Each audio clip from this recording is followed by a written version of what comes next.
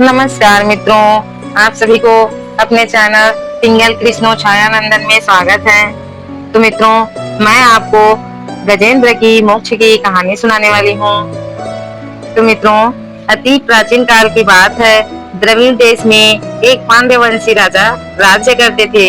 उनका नाम इंद्रद्युम्न थे। वे भगवान की आराधना में ही अपना अधिक समय व्यतीत करते थे।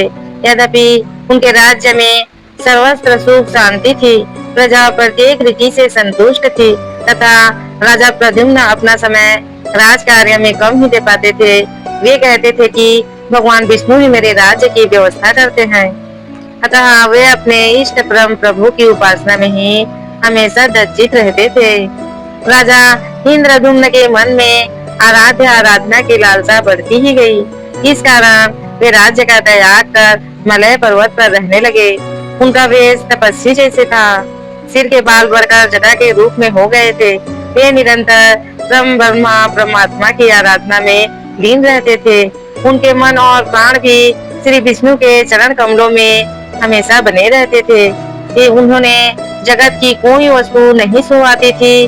उन्हें राज्य कोष प्रजा तथा अपनी पत्नी किसी भी प्राणी या पदार्थ की स्मृति ही नहीं रहती थी। एक बार की बात है, राजा इंद्रद्युम्न प्रतिदिन की भांति स्नान आदि से निवृत्त होकर सर्वप्रथम प्रभु की उपासना में लीन रहते थे। उन्होंने ब्रह्म जगत का तनिक भी ध्यान नहीं रहता था। संयोगवश उसी समय महर्षि अगस्त्य अपने समस्त शिष्यों के साथ वहां पहुंच गए, लेकिन न पाद न आधा और न स्वागत। मौन व्रती राजा इंद्रद्युम्न ब्रह्म प्रभु के ध्यान में लीन थे। इससे महर्षि अगस्त्य कुपित हो गए। उन्होंने इंद्रद्युम्न को श्राप दे दिया कि इंद्रद्युम्न ने उनका स्वागत नहीं किया। ये सोचकर महर्षि अगस्त्य ने उनको श्राप दिया और कहा कि इस राजा ने गुरुजनों से शिक्षा ग्रहण नहीं की है और अभिमानवश परोपकार से निवृत्त होकर मनमानी कर रहा है। ब्राह्मणों का अपमान करने वाला यह राजा हाथी के समान जड़ बुद्धि है, इसलिए इसे घोर अज्ञान में हाथी की योनि प्राप्त हो। महर्षि अगस्त्य भगवत भक्त इंद्रद्युम्न को यह श्राप देकर चले गए। राजा इंद्रद्युम्न ने इसे श्री विष्णु भगवान का मंगलमय विधान समझकर प्रभु के चरणों में सिर रख दिया। चिरभिद्ध में 10 सहस्त्र योजन लंबा चौड़ा और ऊंचा चिरकूट नामक एक पर्वत था। वह पर्वत अत्यंत सुंदर एवं श्रेष्ठ था। उस पर्वतराज चिरकूट की तराई में ऋतुमान नामक भगवान वरुण का क्रीड़ा कानन था। उसके चारों ओर दिव्य वृक्ष सुशोभित थे। वे वृक्ष सदा पुष्पों और फूलों से लदे रहते थे। उसी कानन विदा कानन ऋतुमान के समीप पर्वत श्रेष्ठ त्रिकूट के गहन वन में हंसनियों के साथ एक अत्यंत शक्तिशाली और अमित पराक्रमी गजेंद्र रहता था। एक बार गजेंद्र अपने साथियों सहित विषाधिक्य से व्याकुल हो गया। वह कमल की गंध से सुगंधित वायु को सुनकर एक चिंताकर्षक विशाल सरोवर के तट पर पहुंच गया। गजेंद्र ने उस सरोवर के निर्मल शीतल और मीठे जल में प्रवेश किया। पहले तो उसने जल पीकर अपनी तृषा बुझाई, फिर जल में स्नान कर अपना श्रम दूर किया। उसके बाद उसने जल क्रीड़ा आरंभ कर दी। वह अपनी सूंड में जल भरकर उसकी फुहारों से हथनियों को स्नान कराने लगा। तभी अचानक गजेंद्र ने सूंड उठाकर चित्कार की। पता नहीं कि इधर से एक मगर ने आकर उसका पैर पकड़ लिया था। गजेंद्र ने अपना पैर छुड़ाने के लिए पूरी शक्ति लगाई, परंतु उसका वश नहीं चला, पैर नहीं छूटा। अपने स्वामी गजेंद्र को ऐसी हालत में देखकर हथनियां उनके पास व्याकुल होकर गई और वे सूंड उठाकर चिघाड़ने और गजेंद्र को बचाने के लिए सरोवर के भीतर कूद गई। भीतर बाहर दौड़ने लगे और उन्होंने पूरी चेष्टा की, लेकिन सफल नहीं हो पाए। उसके बाद महर्षि अगस्त्य के श्राप से राजा इंद्रद्युम्न ही गजेंद्र बन गए थे और गंधर्व श्रेष्ठ हुहु महर्षि देवल के श्राप से ग्राह हो गए थे। वे भी अत्यंत पराक्रमी थे। संघर्ष चलता रहा। गजेंद्र स्वयं को बाहर खींचता और ग्राह गजेंद्र को भीतर खींचता। सरोवर का निर्मल जल गंदा हो गया था। कमल दल छत बिछत हो गए थे। जल जंतु व्याकुल हो उठे।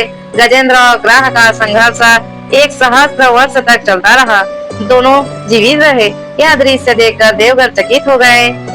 अंत में गजेंद्र का शरीर शिथिल हो गया। उसके शरीर में शक्ति और मन में उत्साह नहीं रहा, परंतु जलचर होने के कारण ग्राह की शक्ति में कोई कमी नहीं आई। उसकी शक्ति बढ़ गई। वह नवीन उत्साह से अधिक शक्ति लगाकर गजेंद्र को खींचने लगा। असमर्थ गजेंद्र के प्राण संकट में पड़ गए। उसकी शक्ति और पराक्रम का अहंकार चूर्ण चूर्ण हो गया।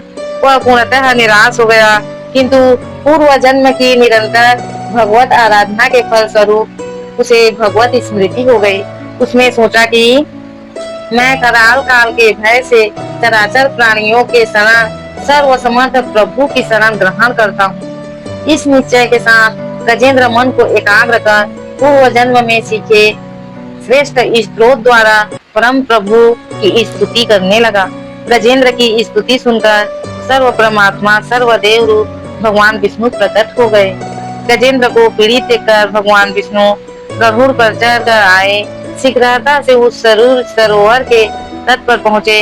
जब जीवन से निराश तथा पीड़ा से छटपटाते गजेंद्र ने हाथ में चक्र लिए गरुड़ पर बैठे भगवान विष्णु को तीव्रता से अपनी ओर आते देखा, तो उसने कमल का एक सुंदर पुष्प अपनी ओर खींचकर पुष्प को सूर में लेकर ऊपर उठाया और बड़े कष्ट से कहा, हे नारायण, हे जगत गुरु, हे परम पिता भगवान, मैं आपको नमस्कार करता हूँ।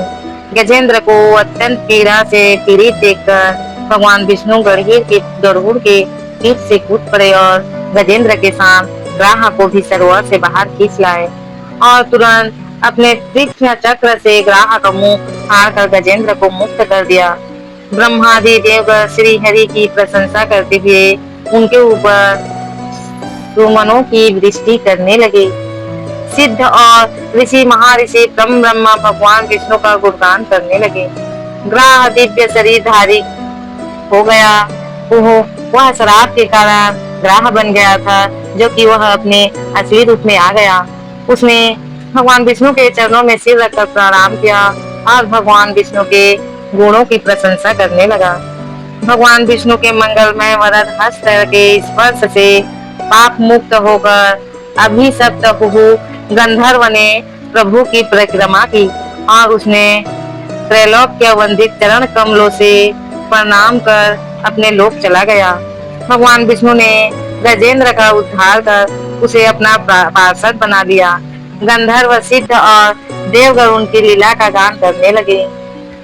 गजेंद्र की स्तुति से प्रसन्न होकर भगवान विष्णु ने सबके समक्ष कहा कि प्यारे गजेंद्र, जो लोग ब्रह्म मुहूर्त में उठकर तुम्हारी ही की गई स्तुति से मेरा स्तवन करेंगे, मैं उन्हें मृत्यु के समय निर्मल बुद्धि का दान करूंगा। यह कहकर भगवान विष्णु ने पार्षद रूप में गजेंद्र को और गरुड़ को साथ लेकर अपने दिव्य धाम को चले गए। तो मित्रों, ये थी गजेंद्र की मोक्ष की कहानी। तो मित्रों, जो भी भगवान विष्णु के प्रिय भक्त हैं, सच्चे भक्त हैं, वो कृपया चैनल को सब्सक्राइब करें और छोटी सी निवेदन है, लाइक करें। धन्यवाद।